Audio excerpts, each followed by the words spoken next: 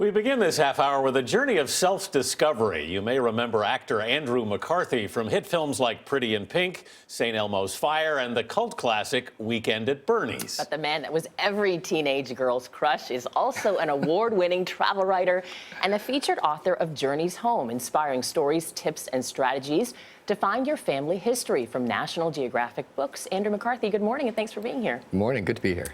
This is not your typical travel memoir in any regard. How do you describe what the book is? That's an interesting, it's sort of like tracing back your roots. Where do you start? I was sitting with my editor at Nat Geo, and I told him I'd been invited to a reunion of McCarthy's, and I couldn't go. And he said, you ought to go trace your roots. And I said, I have enough trouble with the family I know, no need. And he said, no, go. And then I said, yeah, we could write a book. And then so it evolved into this book of where we got 25 different authors to each trace their roots home. And it turned into a surprising thing, I think, for everybody. You'd been back to Ireland before. Many times, yeah. You knew about some of your roots. So what provoked this trip? But it's interesting. I didn't know about my roots. I thought I'd always come from County Cork, because most McCarthys come from Cork down in the west. And then after doing the research and going through a bit of the genealogy stuff, I discovered I was, in fact, from County Kerry, which is a bit like waking up one day and discovering you're a Boston Red Sox fan after rooting for the Yankees your whole life.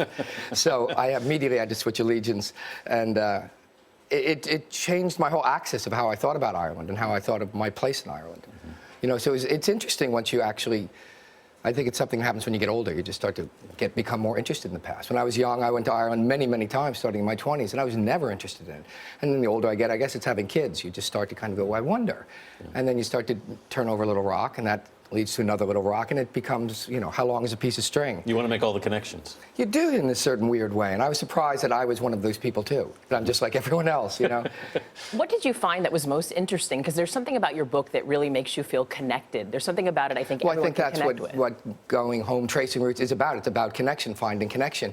And I think, you know, I can be pretty much of a loner in many ways, but I think at the end of the day, we all sort of seek connection. It's why we travel. We don't travel to go look at the museums and all these things. We travel to ultimately meet that crazy waiter. That's what we remember and we talk about when we go home. You know, we don't talk about that great picture. We talk, remember that crazy waiter, you know? And I think that's what travel's about, is connection, and finding family and stuff is sort of the ultimate of that. Well, you say in the book, people who don't travel are afraid. What did you mean by that? Well, I think that's a can of worms, but I do think there's a great Mark Twain line, travel is fatal to prejudice, bigotry, and narrow-mindedness. And I think that's really true. I think if Americans, this is my soapbox, but I think if Americans traveled more, we'd be a lot less fearful of the world, because we'd go out and we'd discover that that guy over there with a towel around his head probably isn't going to want to kill me. Right. You know, and he's probably going to offer me help. And the next story I'm going to write is about Iran, you know, because I'm going to go and just try and connect with the people. Like we're talking about connection. Well, this is something a lot of people don't realize about you, that you're actually an award-winning travel writer as well as an actor, which is most people are familiar with you with. But you've said travel for you is like therapy. Well, I need a lot of therapy. Well, I do. I don't think travel's an escape in that way. I think travel connects us more to who we are. I think we're revealed when we travel.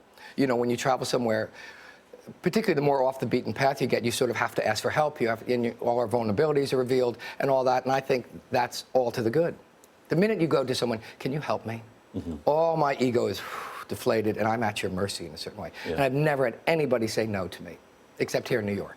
Well, I think everybody has that interest in knowing more about the roots. What are some tips you have for people as they start this journey? Well, it was much easier than I thought it was going to be. I thought it was just impossible. I'm not very good on the computer. I'm like, I can't do this. But I did a few clicks. I asked some guy to help, and there are a lot of people that are really into it. And so in 2 days, I found out where I was from. And then when I made a trip to go over to Ireland, I thought I'd like to walk the land, as it were.